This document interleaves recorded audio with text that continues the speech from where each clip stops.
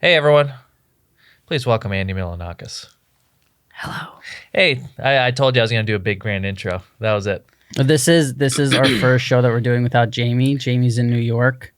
I'm her permanent replacement. Yeah. It's Sorry, very Jamie. sad. Sorry you had to find out this way. It's everything's gonna be all right. Well, look, there's going to be a week where I'm gone, so I hope you guys are okay with this. If not, Yeah, we'll be all right. we're going to be fine. Speak for the people.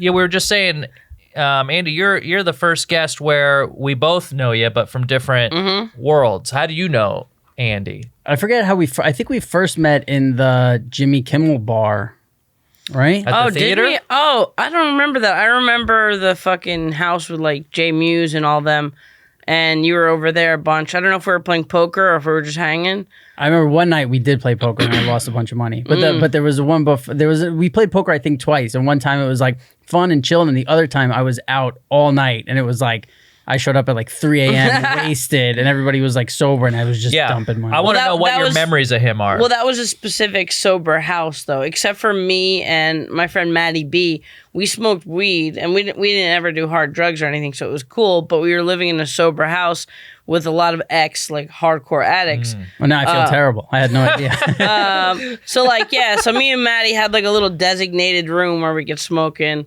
and then it was cool because there were so many people there, so many cars. I think like maybe 6 people lived there. And I used to go to clubs a lot. Every night I went to a club, this was before Uber, I had a fucking safe ride home because nobody fucking drank or did drugs. So I would just call like one of my roommates and they would scoop me up. So not a halfway house, but it was sober living, a bunch of for celebrities? friends in Hollywood. Okay. Nah, I don't know if they're all celebrities, but somewhere like either like doing club promotion or, Jay is a big actor. Like he was doing Jay and Silent Bob and all that shit. Yeah. And I remember one night we had a party and someone just felt the urge to just not ask, not go in the bathroom, be discreet. They just laid out a bunch of Coke on the fucking table in the middle of the thing. And then one of the girls who lived there, Jessica, saw it, and she was thinking about like all of her good friends who could possibly fucking relapse, just freak out seeing it. Yeah. She just walked up to the table and went and blew all of his Coke on the floor. Man. It was pretty funny. That's wasteful. Yeah, I think because I did Jimmy Kimmel I think when I was like 22 or whatever, and I think we went in the back bar to like have a beer before doing it, and you were in there. I think it was like I think I did it with like Zach Braff or something, and like people were just, it was like that fucking parlor trick that you probably get sick of where like you're drinking a beer and everybody's bugging out, like people were, and you're like showing your ID to fucking people and shit. Yeah, I for a while when I was the guest announcer on Kimmel after he started hiring me for correspondent bits, I did a bunch of bits for Kimmel before even meeting him because He saw you on YouTube. It was before YouTube. We saw you online with the song. You made a Super Bowl song. Yeah. The Super Bowl is gay. The Super Bowl is gay song. A hit song. And that went viral. Just kidding. How long did that take you to write? It is all improv. It was just like bullshit. Basically, I would always look for little things to, do videos on. And it was a really early time for content creation and putting your own videos online. Yeah, sure.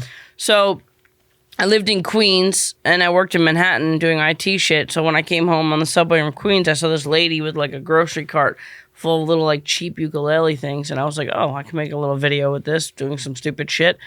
And then my friend invited me to a Super Bowl party, and I'm like, I don't give a fuck about sports. So I made that song instead. And You just repeated Super Bowl is gay over and over, right? no, There were like lines? there's more lines. Yeah, I started like naming inanimate objects on my desk that were gay, and there's a couple other like weird lines in there. Right, because I remember on Stern he talked about when he did Stern. Yeah. Jimmy Kimmel brought it up, right? Yeah, so Jimmy, when we were shooting the first season of my show, Jimmy's like, I'm in New York on Stern. Come meet me. I want to talk to you about like the show. And he kind of gave me some advice and basically told me the best thing ever. He goes, I don't care what the producers say. I don't care what the director says. This is your show. If you don't think it's funny, tell them to go fuck themselves and do whatever you want. Obviously not do whatever I want. We have structure and stuff, but like he said, like I could veto anything if I thought it wasn't funny. It's all a reflection of you. And I got to tell you, I was, I don't know, it was a while ago and I was younger and, you see certain things that kind of help shape your comedic sensibility as a young guy, and I always thought, and even today, that show is still so interesting and so well done. Thanks. And it's up there with like, if I was gonna lump comedy up, you know, you have all your down the middle sort of sitcoms, and then you have like your stuff that's offshoots that are, some people would call niche, but appeal to me a little bit more, you know. The stuff down the middle, you know, Big Bang Theory or whatever, like just down the middle comedy, I've always kind of gone this way, you know, like shows like I Think You Should Leave on Netflix, Kroll Show, you know, like even Chappelle Show had certain sketches that were that way, but your comedy to me was so uniquely and well defined. Thanks, and man. innate. Yeah, no, it's great. I mean, I've always thought of you as very uniquely funny, which is so hard to do in an area where everyone is literally a comedian on Instagram or YouTube. And I want to know kind of, like, I mean, you kind of answered it. Jimmy kind of just said always, he's just saying be true to what you think is funny, right? Because the show wouldn't work if I wasn't, because it was a specific to the type of weird videos I was doing. So if I started taking too much direction and shit that I didn't think was funny, it was going to lose like what it was, which was my weird sense of humor. Yeah. And it's one of those shows where somebody says they loved that show, it gives me a very clear insight into their humor, you know, into what kind of stuff that they like, you know what I mean? So I love that show, and I'm actually just interested in you as a person, and I loved your, you know, your cooking stuff that you've done in the last few years. Oh yeah. But your Twitch stuff and your streaming stuff has got me super interested, and I have a lot of questions. Yeah, that's been taking a lot of my time up. Well, okay, so I want to ask one thing about the MTV show before we go off of it. Were there suits at MTV who were like, no, like you said, you know, you have to do your thing. So were there people who were giving you shit saying like, no, we got to change this? There were some stuff that when we send the videos to, because of like pushing the envelope too much, they would say no, yes, no, yes. But it was like more logistic, like write shit or stuff that was like too edgy for the show. Yeah. But because Tony DeSanto's the guy at MTV, he had like a lot of faith in Kimmel, and they didn't know what to tell us to wrangle us because it was such a weird show. They kind of let us just go crazy. And Tony DeSanto, he was trying to do a show with Jimmy for a while, and he kept saying, yo, if you have anything to pitch. And Jimmy, for years, never brought him anything. And then finally, he brought him my show, and they showed, like, my videos and stuff. And, you know, they did a pilot, and I had to wait, like, 2 months for them to watch it because they go on a retreat, and they watch all the pilots together. Mine was done really early. So I had 2 months of second-guessing myself, thinking about all the dating shows and reality shows, and I'm like, my weird ass is going to come on screen, and they're going to be like, next. Yeah, it was like Jenny McCarthy then, right? Like Singled Out or whatever. Laguna all that Beach. Shit. Yeah. So they were like, you know, 2 months later, I got a good call, and I was like, holy shit, I can't believe it, you know? Wow. And then you got to worry about, like, are they going to really pick it up, right? Once they take more episodes, then you have to worry about, are they going to, is it really, or right, that call was instantly like, you're on. Well, the first call was basically, yes, we're doing a pilot. And then after we did, like, a pilot, submitted it, it was 2 months of waiting, just wondering if they're going to pick it up or not. And then when they called, that was, like, their call saying they're picking it up. That's great. That's dope. You know, against a sea of shows that are like Laguna Beach, and like if you're an executive and you're, you know, everyone's always looking for something different. I mean, it must have played in your favor to be so unique and different up against a lot of just like cookie cutter. I think sometimes it really works in your favor, and sometimes it's the opposite. They're like, we're not looking for anything like this. Right. You know what I mean? Like, it's a risk. If I pitched that show to MTV today, I mean, they'd probably be like, who's he dating in this show? Right. Yeah. Yeah. Well, who are you dating? You. Why didn't you tell them? I told you we could tell them. Surprise. Come here. It is so great when somebody says yes to something where you're like, yes, like who said, I want to meet who said, I love this show, but who the fuck, like, the first time I saw, well, I can't believe I'm gonna. What's the Cartoon Network the late night Cartoon Network. Adult Swim? Yeah, the Adult Swim show that the guy did. Why am I blanking on his name right now? The comedian that was like so off the wall. He like interviews people with Hannibal Buress. Oh, Eric Andre? Yeah, like when I first saw somebody like let that go, I was like, I want to know who's in there who's like Eric Andre is a genius. For sure. He's so he good. pushes it so fucking far. Amazing. And I'm like always amazed. Like the scene where he's like getting chased by a police officer into a store and then he starts hardcore making out with the cop. Like that level of like commitment to something so fucked up is so good, man. Yeah. It's great. And it's good to know that stuff can, make it on TV and people can take a risk, and it's great. Well, like you said, you're seeing like Laguna Beach and this, and your brain just goes like, okay, and then all of a sudden the Eric Andre show comes on the first time, and it's like you can't believe your eyes can't believe what they're seeing, because it's like this isn't supposed to be on TV. Like people are supposed to see this, like you said, in a room and be like, no, you have to change. It's so dope when people say yes. Yeah, I mean, you go from making a show on a television show which has a structure, like you said, Now you make live streams where there's essentially no real rules. The rules that you're abiding by are like the rules of being a human being in an open space.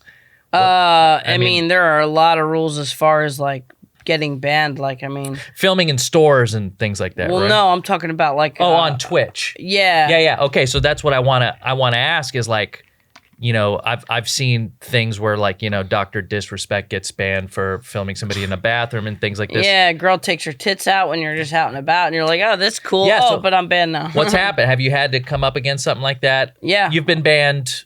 I've been banned once. Once, okay. But I mean, I've had a lot of near ban experiences. Yeah. That, like, what do you do when it's out of your control? Because you're in public. You do a lot of walking around. Yeah, I mean, well, one of the biggest clips I have is like this guy we call Homeless Willy Wonka. Who the fuck? I'm just going to turn my phone off. My phone keeps buzzing every fucking second. Sorry. I got to imagine your data plan's got to be.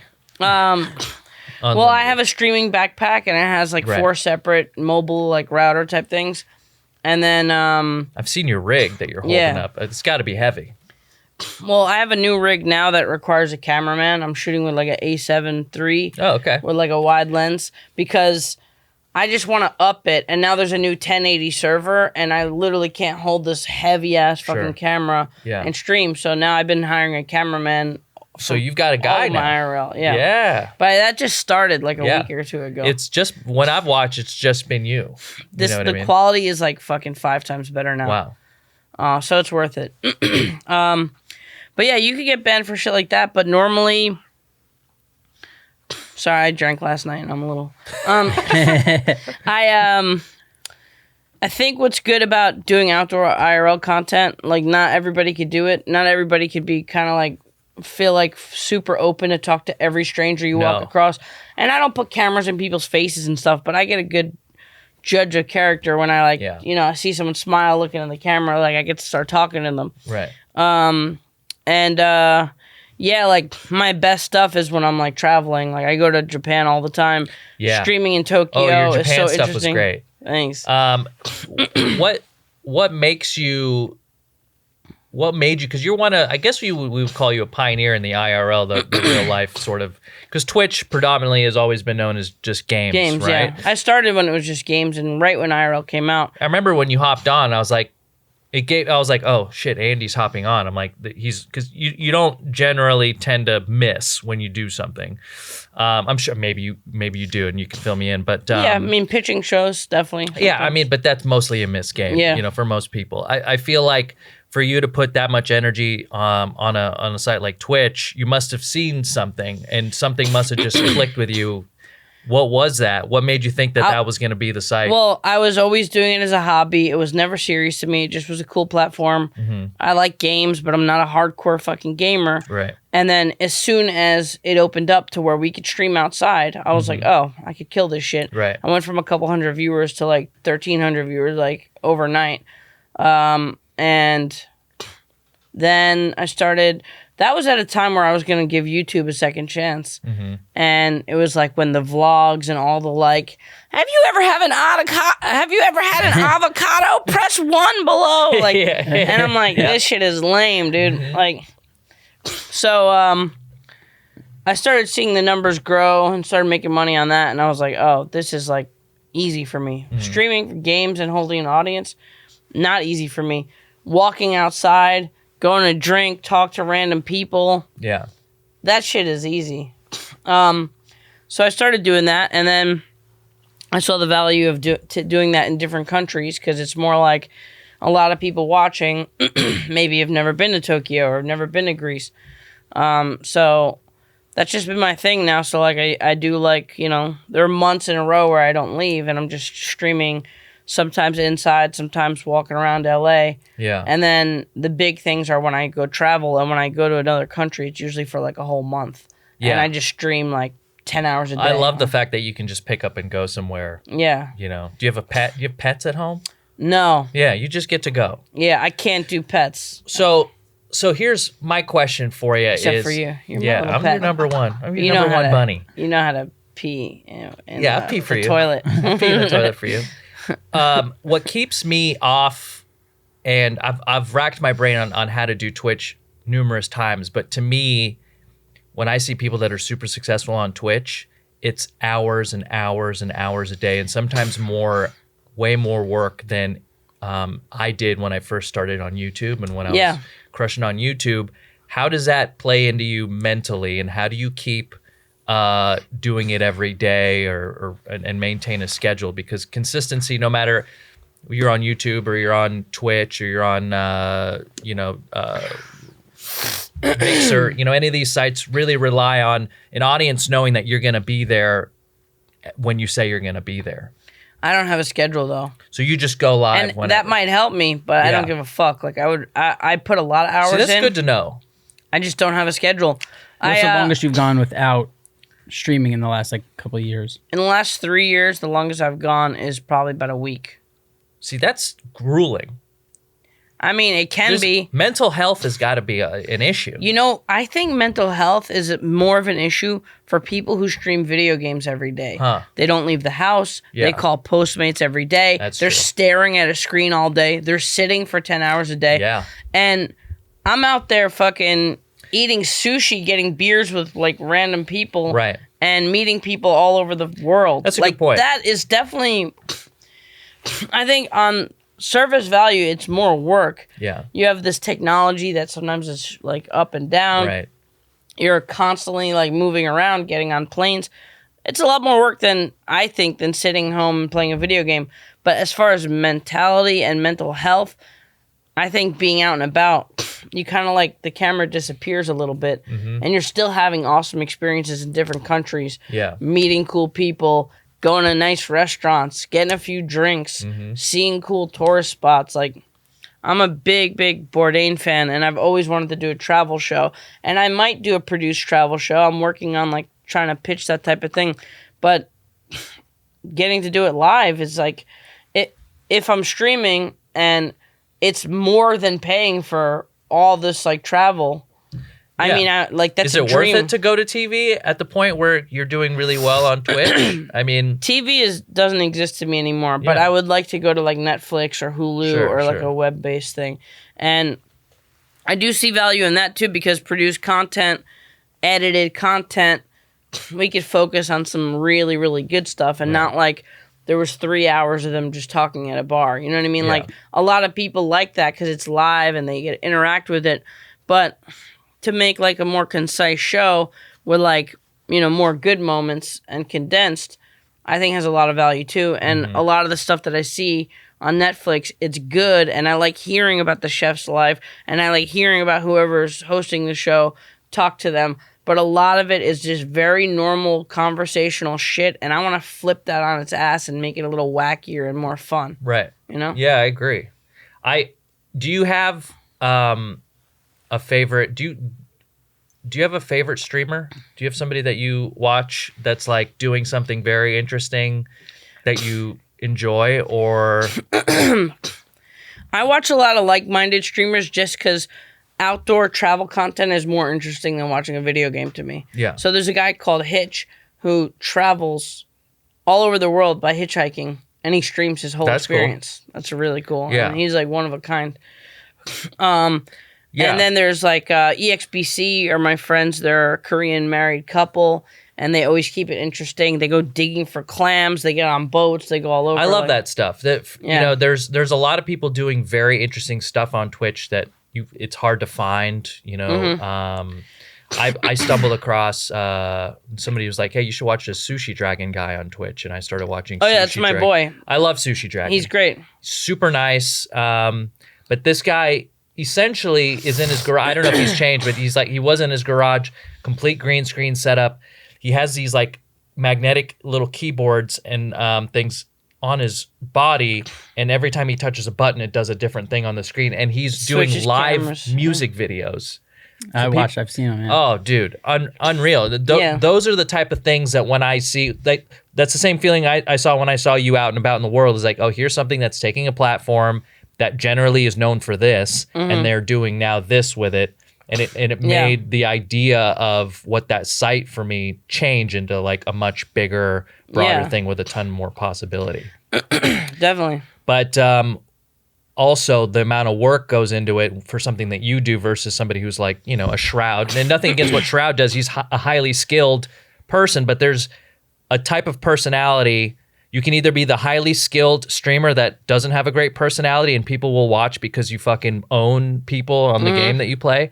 And then you have people like you who are magnanimous and go out and like are personable and can get themselves into interesting real life things that aren't produced. And then you have people like Dr. Disrespect who are like good at both. They have good at both. They're good at games, but they also have the character they've built and a personality. Yeah. I don't see him get out much, but I don't know if that's necessary for him. But what's new? Like, besides Hitch, I mean, is there anything that the site is that you've seen that's like that somebody's doing something super fresh or new? Or is what's the state of Twitch? If I was going to start streaming, should I look at Twitch or should I look at Mixer or should I go back to YouTube and do YouTube streaming? I don't know. These are questions that I don't know. I think for live streaming, Twitch is easily the best, not just because I'm on it, but Mixer is still really small and mostly video games. They don't give a fuck about outdoor streams. Yeah. And YouTube is just, I don't know why they didn't do this sooner, but they should have a clear-cut thing on the YouTube front page where this is the live stream section and have it categorized and really nice to look at and easy to find streamers. Yeah. And this is the video section. But they didn't, and it's really kind of like whack. The chat is whack. The culture behind the streaming, there's no real culture behind it. And I just think Twitch is like clearly way better. I think what's going on a little bit differently now is like produced content. Like even my shit's not super produced, but I'm using a really great camera now. Right. And it's starting to look like almost like, you know, you uploaded a 1080 YouTube video.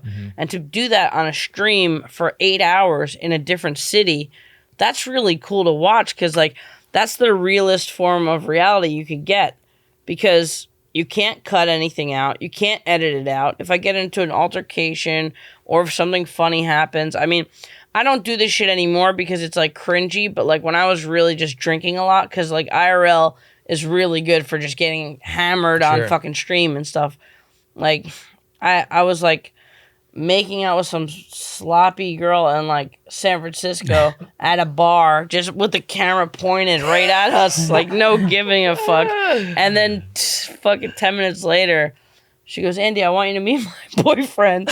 And that dude walks up and shakes my hand and I'm like, what the fuck? We plug our Twitch and channel? You can imagine the chat room how it went when they saw the whole thing go down. I feel like you're That's crazy. like mental health wise and all that. It's different for you also because you like really you try and promote like a positive vibe and positivity. Yeah. And this where like these other kids they see that the conflict shit gets more views and they just fall into that trap, you know? Yeah, and I have a pretty strict chat room where like my chat room isn't all like emote spam and shit. People have conversations in my chat room because if they don't, they get banned. So when I'm walking around like a cool city, I have like a lot of people who are like funny and conversational and talk about what's happening behind me. And maybe my stream could be twice as big as if I just allowed it to go like a slot machine. But to me, the best part of streaming and sharing an experience is getting feedback and reacting to that feedback. It's like a two-way street. For sure. And without that, the only interaction you have with chat is people donating to you. And it's just like... Yeah, that's weird. It's not as good, man. It's just not as good. So I have a strict thing where, like, if people post a lot of emotes, they instantly get timed out. If people post in all caps, instantly timed out and banned. And we have like more of a cool chat environment where people are like, maybe they say a couple fucked up things here and there. You know, they're not angels, right? But people who have streams like that, I feel like are just so much more fun. Imagine going to watch someone stream, interactive stream, and when you type a sentence, the second you hit enter, it's like 150 lines back. Right. Yeah. That's not a good experience for a chat room. No, For sure, yeah. You know? Yeah, I feel like I've definitely been in Twitch chat rooms where sometimes I'm getting involved in the chat more than what's even happening on camera, you know? And we were just talking about this in the car, is the audience on people who are doing it really well, their audience is a living, breathing organism that is its own thing, and it's adding value in some way, whether it be interesting conversation or what, but it's, you know, it's something I think PewDiePie does really well. Yeah. His audience and his fans create content. They're not just like there to promote. They're there to enhance what the product is, and that's really hard to do. I mean, I've been on Twitch a few times, and just to gauge what it was, but I can still remember the you know how there's like every time you start a chat, the same 5 people hop in first. Yeah. You know, it's like I still remember who those people are. The connection I had with people on Twitch was way deeper and more meaningful to me than anything on YouTube. And that's what always, and it still keeps me like very interested on like, how can I do what I want to do, but on Twitch? It's to me, it's clearly something that has a ton of appeal, but I'm also not technically savvy. You just make a produced show that they haven't seen before. Yeah. This one is not groundbreaking at all, but I just got a green screen built in my apartment. Mm-hmm. It's taking up like the whole like wall, and I have a funny looking couch in front of it, and I don't want to do what Sushi Dragon's doing with all the technology behind it, but I just want to invite friends over and do like improv shows. Sure. I have a monitor stand with the chat room up, and they can make suggestions. Maybe have a bin with some goofy costumes and shit, and just do like super just fun improv comedy for a few hours. And, you know, other people do it. Not many people do it, but I think that stuff is really cool. Yeah, I've actually had a couple conversations with Sushi Dragon. He was like, dude, let me know. I'll come down and help you out. And I'm like, there's no way in my head I can do what he does, because he went to MIT. And we don't want to really bite his I don't want to bite his anyway. style, but the interactivity of using a green screen with backgrounds and like animated backgrounds and things like that is super attractive. And you're super attractive. I know, dude. There's something here. I know I was gonna come. Where did you guys meet? We talked about where fucking. It was through YouTube. Some YouTube shit. Yeah. It was like it was something through Maker Studios at some point. I think Maker repped his channel. Yeah. And we met at like a couple parties or something. But yeah, I always remembered like, you know, you were one of those guys. I'm like, oh, he's a lot more chill than like you would think you are. You know, if you didn't know, you know, I knew you from your MTV show. So I was like, oh, this guy's probably super Hollywood. Mm-hmm. He's probably like, he's very tangentially related to the Jackass crew in some way, where you know he's wild. He's like, you know, I don't know if he does stunts, doing coke and maybe drugs. But you're you're not that at all. Nah. You're actually just super chill. And when I was drinking, I remember like, oh yeah, this guy drinks. He's not drinking a lot. He's just like, he likes to talk and talk about food and like talk about the richness of life. Whereas, you know, some people just like get hammered and do cocaine and Molly and what other ones did you do? Why are you looking at me? Yeah. No. Yeah. I mean, I had a lot of real jobs in New York that kind of like built my character, and then I got into LA shit. Yeah. A little bit later, so I think I kind of had my core vibe before I ever moved to you were LA. baked. You were already. I mean, not in the sense of, you know, drug use, but you were 420, bro. Yeah. Oh my god. So how old were you when the Jimmy Kimmel shit, like at the beginning of your... Like 27. So what were you doing before you were 27? I was a network administrator in an accounting firm in Manhattan. Wow. So you're super tech savvy. And that's helped you, I imagine. I mean, it helped me be innovative to create websites and have a computer with a webcam and start making videos before it was a thing. I had to upload 3 separate videos for people's because their computers were so slow. The internet was so slow.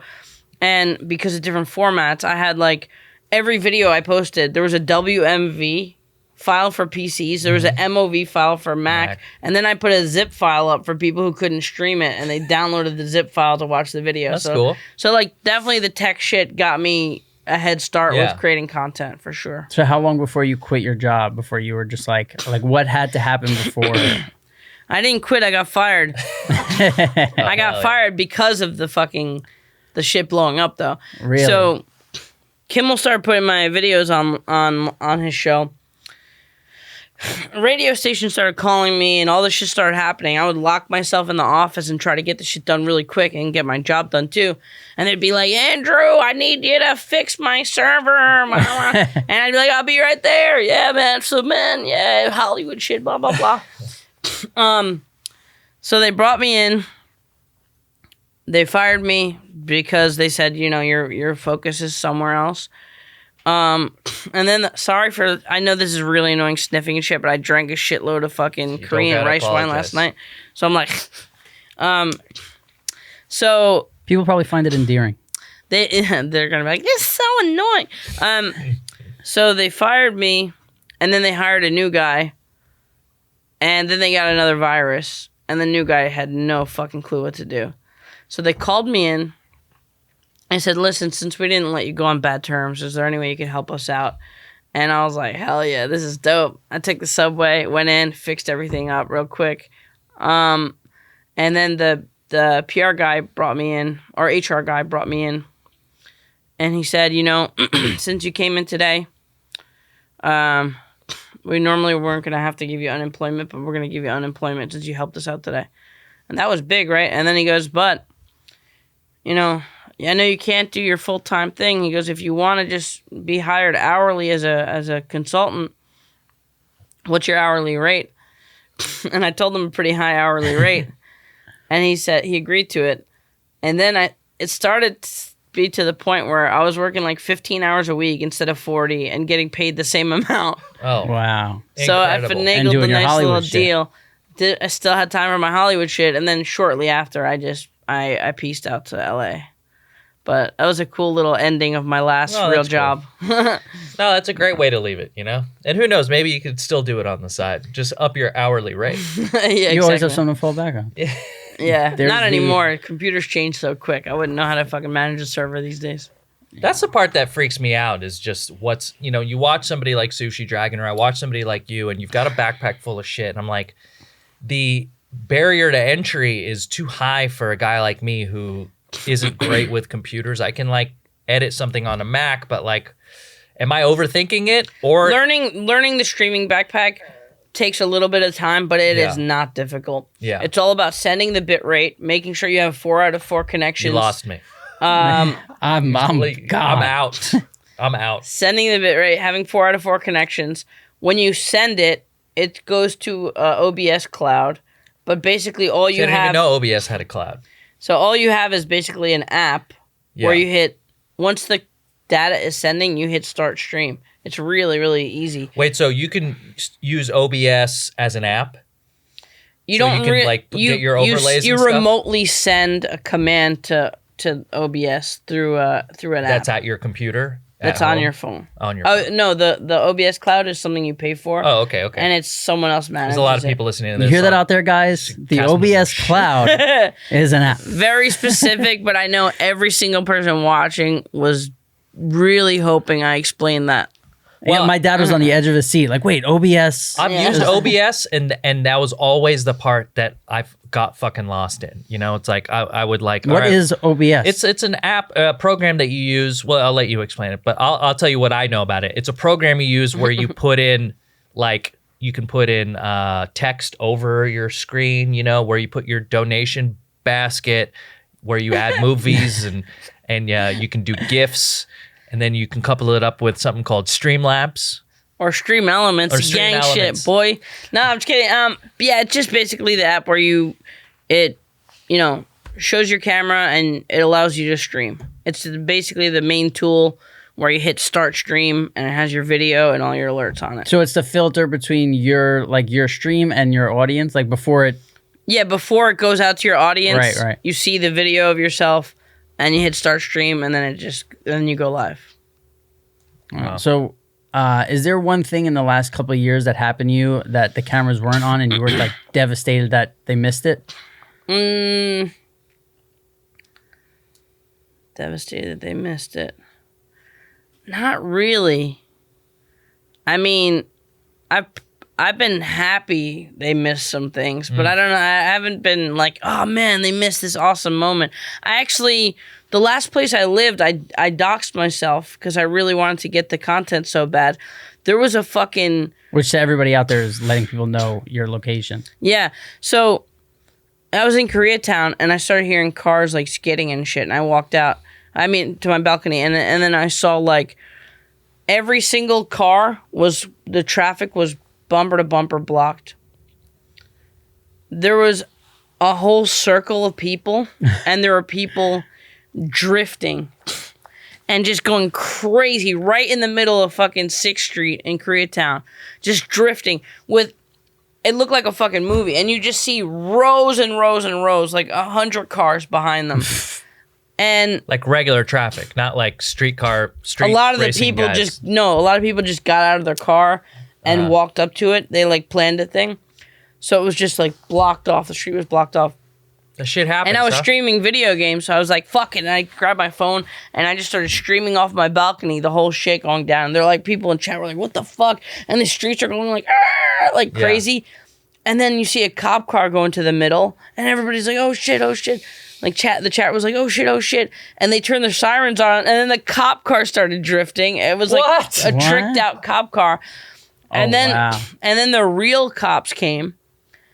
And then you see a mob of like a couple hundred people running like it was an apocalyptic movie, just like running towards their car to get into like not get in trouble. And that was all on stream. And I caught it all on stream. I was streaming some game and I said, fuck this. I hit stop. I opened up my like phone and I started streaming it and I showed my whole like area where I lived, but I had to get it. It was fucking... what happened then? So did people show up and be like, hey, is Andy home? No, but people knew where I lived and they were like saying it in chat and shit. Well, you said before we started rolling is, you move almost every year. Mm-hmm.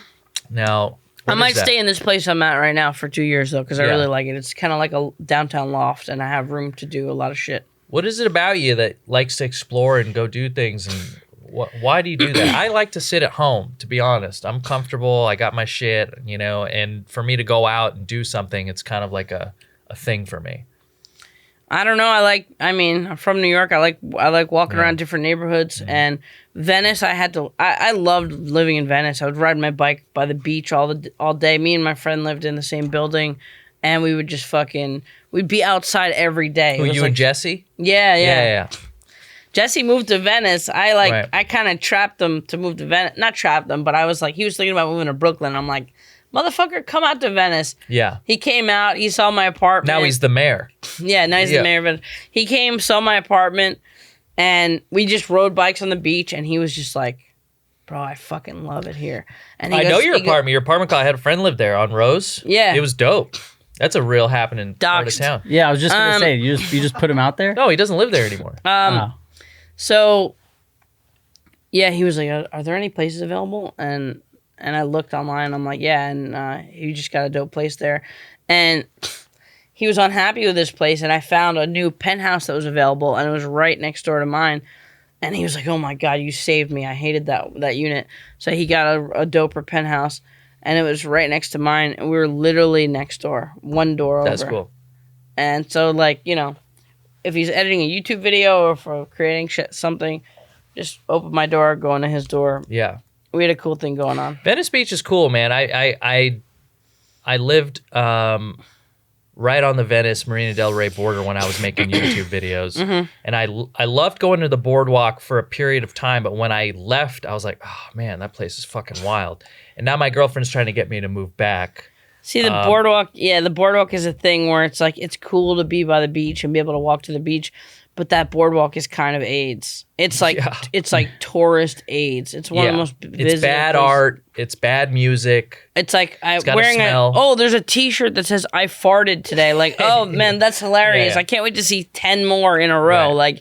Like, so yeah, it's kind of fucking cringy. But outside of the boardwalk, it's a dope community. Yeah, everyone's kind of like Rose is young dope. and. Rose is dope. Yeah, Rose is great. I mean, there's just like, especially since all the tech companies and stuff moved in, there's just a lot of, I guess, that's driven real estate and driven a lot of like the artists out, but also some of the richer ones in. It's kind of a weird thing that's happening there now, but it is one of the most unique places in LA. If you want to feel like you're living on a vacation and you have the time, Venice is like the closest I've ever had to that. I own 3 bikes.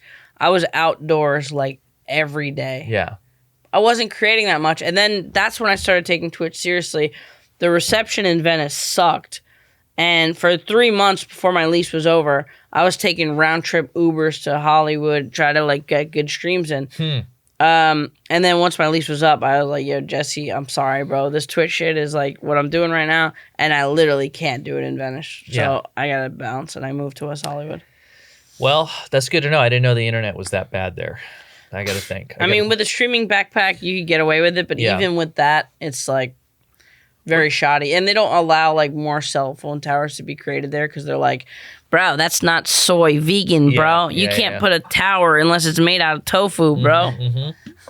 When you talk about like loving to walk around in New York and shit, because I lived in New York my whole life. And whenever people ask me like, I'm going to New York, what should I do? And I'm like, they always are like, oh, I have dinner on top of the Empire State Building. And I'm like, oh, you're doing the wackest shit. The wackest shit. Leave whatever. Go to the East Village, walk around, walk into a fucking don't bar. Don't plan anything. Yeah. Leave your room and walk around for 6 hours. And that's it. Don't walk around in any fucking... Below 14th Street, preferably. Yeah, or if you're doing it like uptown, also just stay away from like... If you see giant herds of people, go the other way. Exactly. That's all it is. Because there's great... Like, I grew up uptown. I grew up like 92nd Street. There's great shit Oh, up there. that's like far up where it's like away from like the craziness too. Yeah, even like the 80s though. Like walking around in the 80s, the 70s, like all...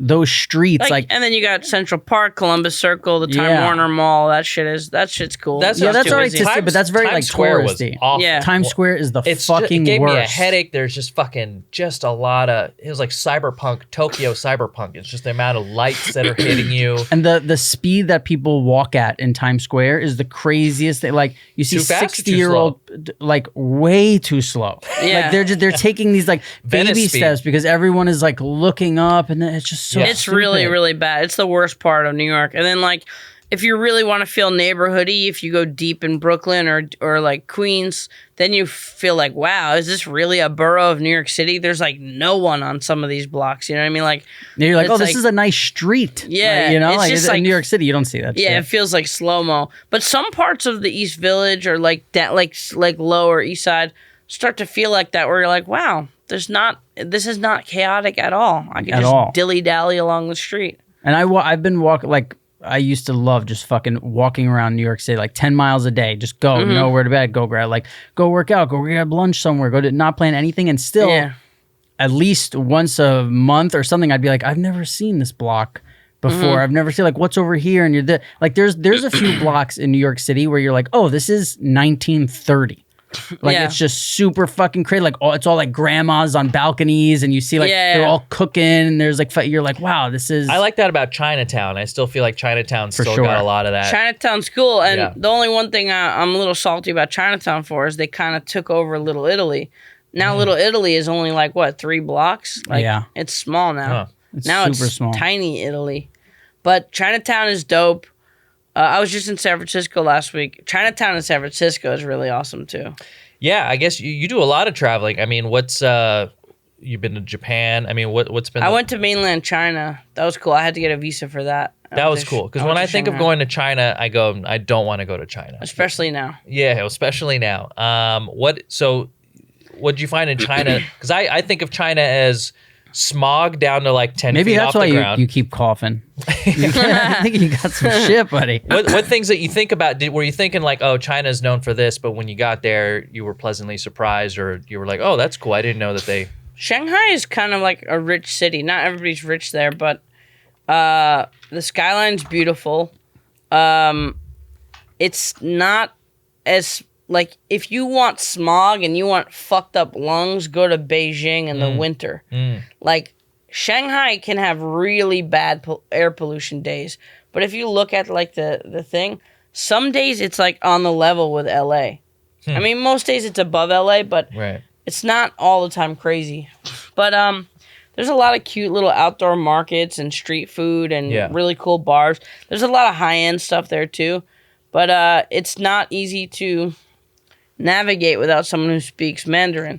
But luckily I had some people there that spoke Mandarin that I went with. Yeah, I remember seeing you with like a group of people, and then there was like a girl. There was a girl. Was that Japan? Where you had...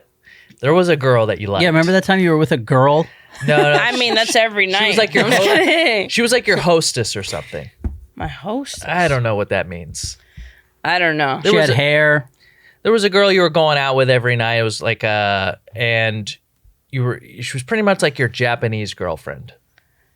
Was she Chinese? Am I being super offensive? No, I don't know. I just don't know who you're talking about. He's a fucking pimp. Good research, Cass. Because you had a Japanese girlfriend one time. What was that like? Sometimes Was she Chinese? Sometimes humans that are on my stream have vaginas. Yeah, hell yeah. Sometimes I want to touch them. Hell yeah. Sometimes I might. Are there other places we shouldn't go that you've traveled and you're like, don't fucking go to blah? I mean, I don't know. I don't hate it, but I think Paris is kind of a little bit blah. Like, usually I pick places where I feel like I have a good sense that they're going to be good, and usually they end up pretty good. I was a little frustrated because I went to Europe in the winter, and I did a lot of train travel to different countries once I was in Europe, and I had big, heavy steel luggage, and I had my streaming bag, and I had so much shit, and I didn't realize how annoying it would be traveling through like different trains by yourself with all this shit to carry, because when you're traveling on a train you gotta like walk a ton and you're just like struggling with all this shit. When you go to the airport, you just get to the airport and you just wheel your luggage in, check it in, and it's easy. But you know, with a lot of luggage, train travel is kind of annoying. But there's not a specific place that I really hated. I mean, I think Santorini in Greece, a lot of people go to Santorini because it's the most popular island, and it is really beautiful. But going there to stream, the connection was shit, and it's just only tourists. If you want the culture, you don't go there because it's just everybody there is a tourist. Where's your family in Greece? Crete? Yeah, Crete. Did the Showing cooking off stuff those research skills. The cooking that you did with, was it your grandma, your aunt? I don't know. My aunt, yeah, in the mountains. Some of the Crete. best shit I've seen online. Aw, It was just very like, this is a real experience that I'm watching here. It's very fucking not American, which is interesting to me. Yeah. And I the love food looked streaming great. up there because it's surprising. We're way up in the mountains. It's like, it feels like it's 100 years ago.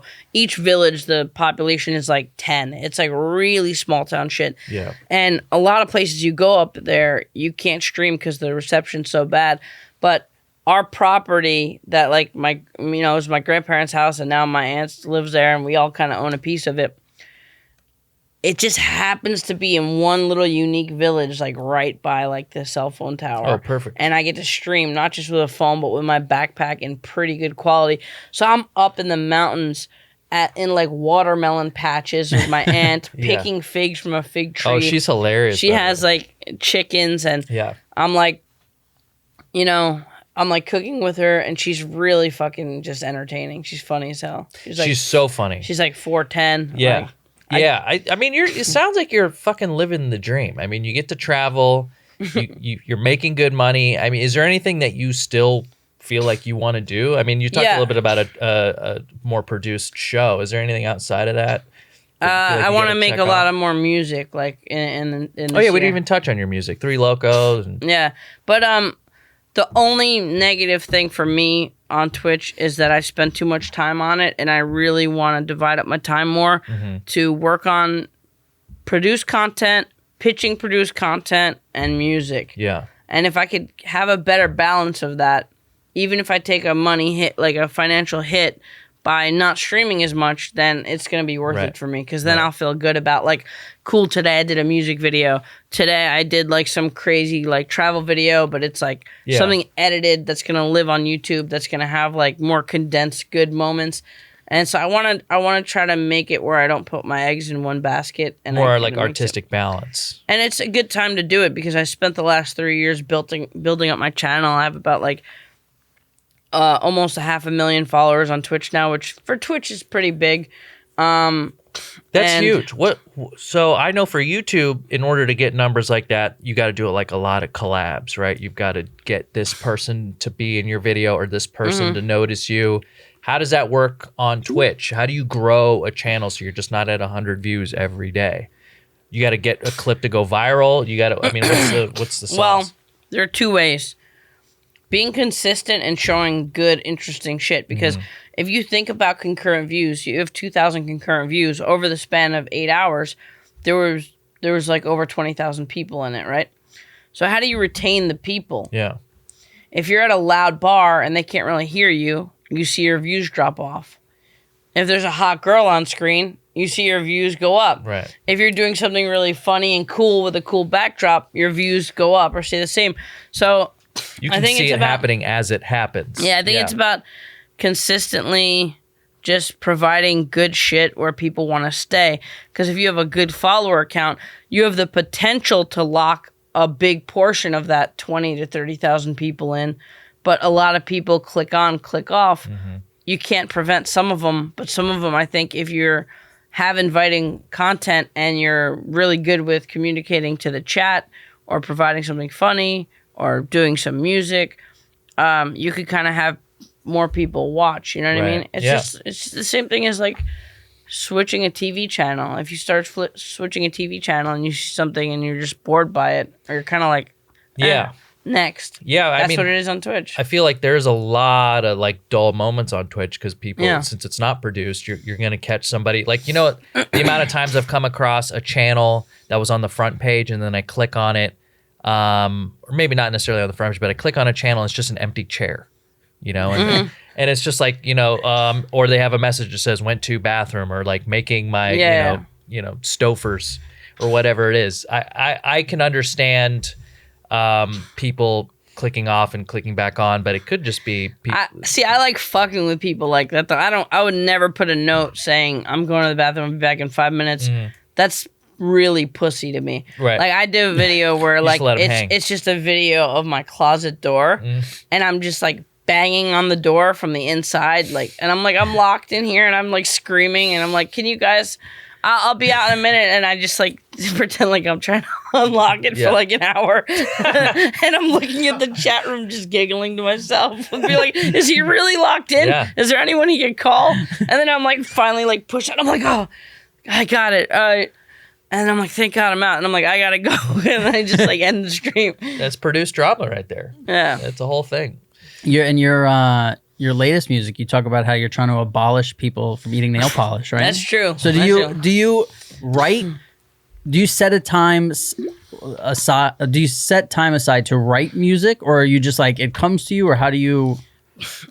Usually, I make a point to go to a studio, and I sit there and listen to like maybe 10 or 20 beats. I pick one that I like, and then the only decision I have to make now is because since so much hip hop is like melodic and autotune, I want to do that, but in a joking way. Because I see like, you know, obviously there are rappers who do joke raps, but I don't really see people doing the melody stuff that much, kind of like as satire. So I kind of want to like enter that a little bit. I made a few songs that are autotune and people really liked them and they did well. So now when I go to the studio, the only thing I have to decide when I'm making music is, do I want to do traditional rap stuff or do I want to do like some auto-tune vibey shit that's kind of like airs on the comedic side, you know? It's feels like two separate genres, two separate types of beats.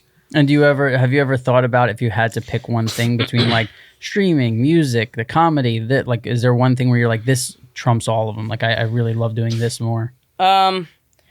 It's hard because I would say comedy, but making produced comedy is very difficult and takes a lot of energy, and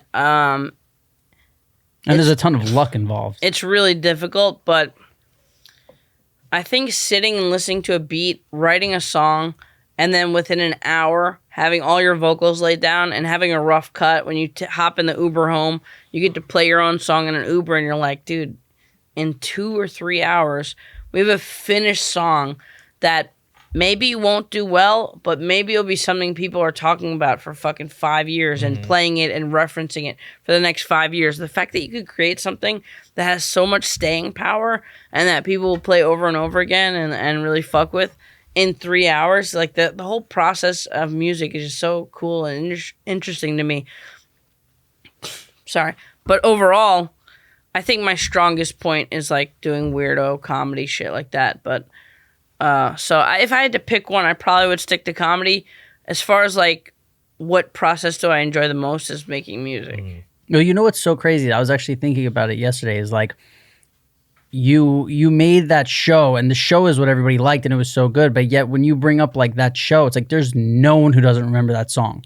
You know, like the intro. It's crazy. It's not. As soon as somebody says your name, it starts like playing in my head, and then I have it stuck in my head for the day. It's wild. Yeah, it's crazy because like I don't know how long I spent on that song, maybe like an hour or so, but that's what I'm talking about is staying power with music. Even though that was my show, that was music, right? It was a silly little jingle, but like in fucking 15 years later, if someone comes up and says it to me on the street, which happens, a decent amount, like that's so cool to me. Like I think it's just kind of how our brains work and how how catchy shit gets just stuck in our brain and we just have strong memories of it.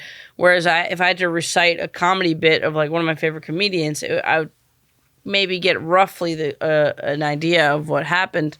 But repeating a song, like for me, if I like wanted to spit like one of Wu-Tang's songs from like 15 years ago, 20 years ago, I know some of them like word for word because just the way it sticks in your head.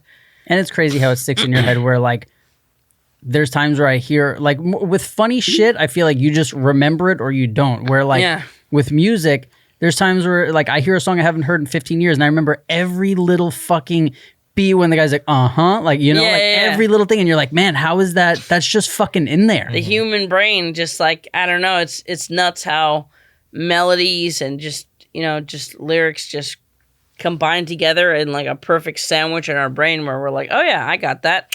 Well, people say, I've heard that the reason why we love music so much is like for 9 months when we're in the womb, it's just like boom, boom, boom, boom, boom, boom. Hell yeah, our boom, mom's boom. dropping beats with her ovaries. Yeah, that's exactly what's good. And that's why we just fucking do like it's so, like think about how if you're at a dinner table and somebody's like, oh yeah, I hate music. It's like, what the fuck? Yeah, I don't fuck with people who say that. I don't know I'm the just last like, time. I don't trust you. And I think people learn to stop saying that. I haven't heard someone say that in so long. Someone's like, nah, I don't, music's not for me. Yeah, I'm just not into music. It's like, I can see if you're like, I'm just not into NASCAR. You're like, oh, I don't really eat food. But I'm not into music. It's just like, you're a dull piece of shit. Yeah. You should go to a different planet. Your mother has no heart. Yeah. That's really what's going down. Yeah. He didn't hear the heartbeat in the womb because he was hatched in a fucking egg.